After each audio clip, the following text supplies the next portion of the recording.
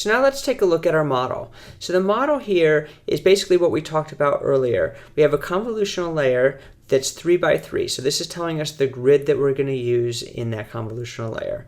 The padding tells us what we do around the edges, and we also have this input shape. So the input shape is the 150 by 150 that we specified, but now you'll see there's 3 here. And what this is telling us is that there are 3 different colors. So our red, green, and blue channel will have 3 different image shapes along that line. We then use a max pooling of a 2 by 2, as we discussed earlier what max pooling is. And now we have a second layer doing the same basic thing. The first layer uses 4 filters, the second layer uses 8 filters. Now we have this output layer that is going to essentially flatten the data, so it makes it one-dimensional array that goes into a list.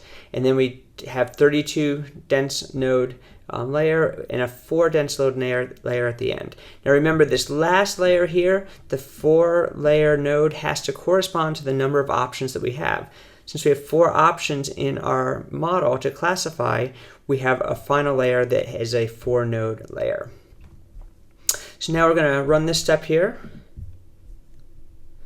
We're going to then compile that using a categorical cross-entropy loss. So it's a little bit different than what we've seen before, but again, we're not going to get into that too much here. And now we're going to fit the model using 15 epochs, and each epoch is going to take a little bit of time, so this will take a little bit of time to run, and we'll let you run and continue from there.